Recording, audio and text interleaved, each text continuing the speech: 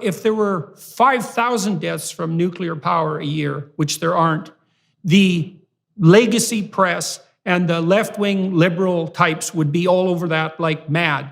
But the fact that there are 40 million people or thereabouts a year who die from indoor pollution from using substandard fuels, which, by the way, are not environmentally friendly in the broader sense either, that just goes under the radar completely. And so you look at facts like that, and that's a bloody, blatant fact, that one. And it's children that are disproportionately affected on that front too. And then you also look at the willingness of the so-called leftists who are hypothetically in favor of the poor to impoverish the poor as a consequence of their non-effective green policies. And you really have to ask, well, just what the hell is driving this? And the only answer that I can think of is that it's something fundamentally predicated on envy, and that the desire to bring down the capitalist system that produces those who are richer than the typical environmentalist, let's say, that takes precedence over everything. It takes precedence over care for the poor. It takes precedence even over hypothetical care for the planet. It's like tear the bloody capitalist system down, and it doesn't matter what or who gets destroyed in the process. Because otherwise, how do you explain it? Like the indoor air pollution fact alone, it's like that's incomprehensible. Obviously, the thing to do is to get cheap energy that's clean as possible, to developing countries as fast as possible. And then, on the environmental side, the stats are pretty damn clear that if you can get the gross domestic product of a country up to something averaging approximately $5,000 US a year, then people start taking a long view and caring about the environment. And so it's quite obvious that if we did everything we could to eradicate absolute poverty, mostly by driving energy prices down, then we could get people off of their reliance on those primitive biofuels that poison them and poison the planet and denude the territory, and we could get them caring about the environment. And so why not do that? Okay, now do you want to become Premier of Alberta? Because this is exactly the points that I want to see made on the international stage. And I don't know why it's so hard to get these messages out. It does seem, and maybe it is, that we're facing something that is more of a culture war underneath the surface, that we think it's about solving environmental issues, and we think it's about caring for those who are vulnerable, and we think it's about obliterating international poverty. And it's not. It's about something else altogether. And I would say I need to be very, very clear, because I know the world keeps on talking about some transition to some other fuel that might someday exist in the future. And I'm going to tell you that our messaging here is going to be very, very different. We are not going to transition out of oil or natural gas. We're going to transition away from emissions. We're going to produce these products in a way that has lower and lower emissions. And we've got great technology to be able to do it. We're learning how to capture CO2 and to embed it into products to make them more durable, or bury them underground. We're talking about developing out our hydrogen economy. LNG is going to be one way that we're able to reduce more polluting fuels around the world and reduce global emissions. But when you start doing all of these things, one of the things I don't think is well understood is that out of a barrel of oil comes about 6,000 different products. And not all of them are combustion. About 70% of them aren't.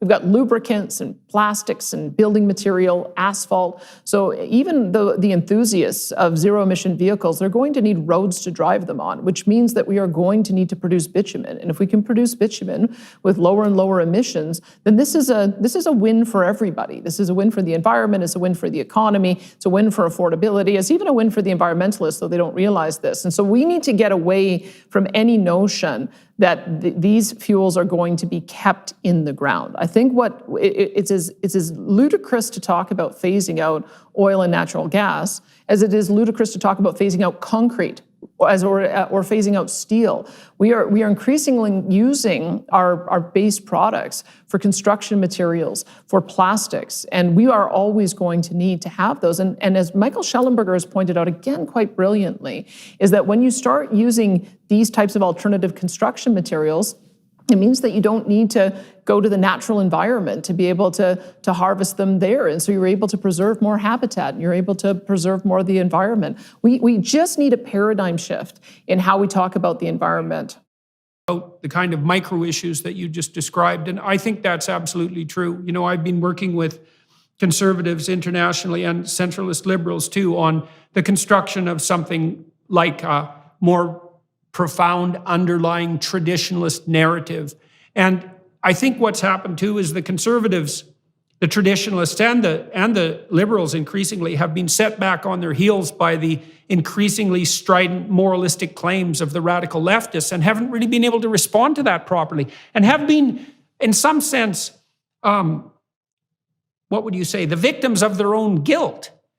You know, because the thing about conservative types is that they tend to be conscientious. And so if you go after them for not doing their duty, they tend to take that quite seriously. And so when the left levies accusations of less than dutiful behavior against conservatives, the first thing the conservatives do is get guilty. It's like, well, we probably could pollute a little less more. We could be a little less sexist. We could be a little less racist. We're sorry. It's like, it's time to stop being sorry.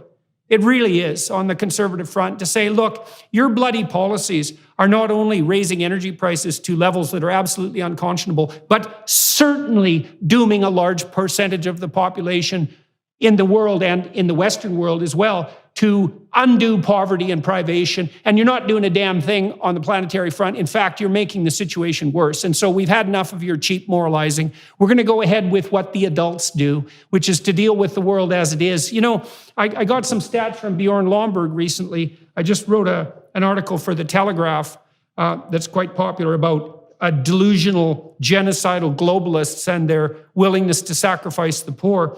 And Lomborg pointed out that the International Energy Agency and the Biden government have both projected that we won't be at 100% renewable energy till at least 2240.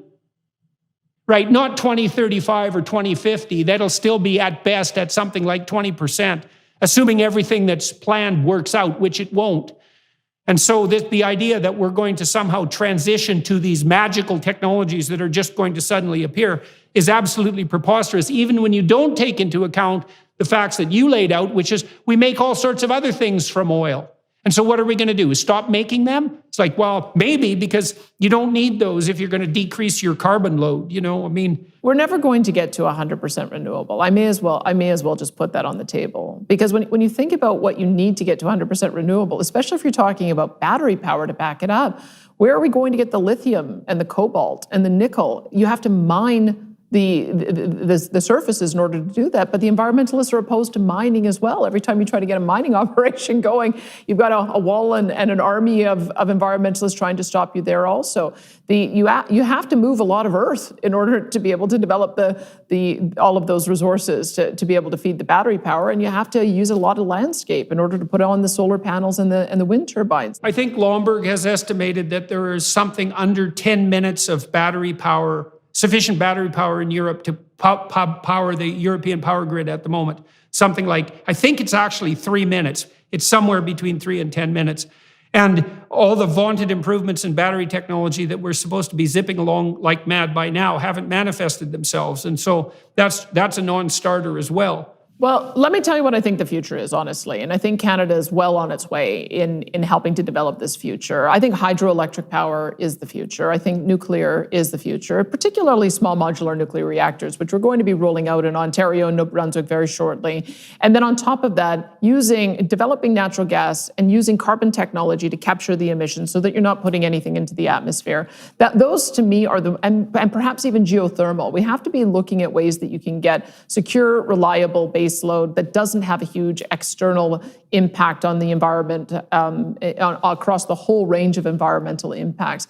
And I think we have to get away from this idea that solar and wind are the only answer. It's sort of interesting you said that there's this envy or this hostility to capitalism. I see it a little differently. I feel like those on the other side of the spectrum have their own favorite capitalists that they like to support, and because there's like pharmaceutical lot of subsidies.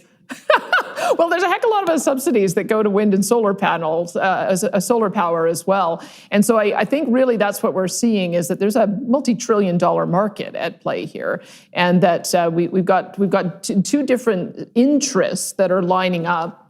And one of those interests on the other side is also seeking to have a huge amount of government support for it. And I tend to believe in free enterprise. If something is going to be supported, it should be able to be supported on the basis of the market, that it's the best use of the resources, the lowest cost, delivering the best product for the lowest price. That is how we're supposed to be operating. If we're going to be operating from a position of crony capitalism, where you just have to get your guy elected and then you can secure a bunch of grants so that you can push your agenda forward, that's I think what has been driving things for the last 10 or 20 years. Yeah, well, I also think that's another undiscovered area for genuine traditionalists, conservatives and liberals alike, to start making headway on the moral front, is that a little less crony capitalism would be a good thing, because crony capitalism is really fascism, to give it its proper terminology. And this collusion between huge industry and huge government, that's got to stop. It's not the free enterprise market that properly responds to transformations of demand and supply. It's top-down collusion, and it's aided and abetted by very large players, and that's really got out of hand as well. I think the Conservatives would do well to address that as much as they possibly can.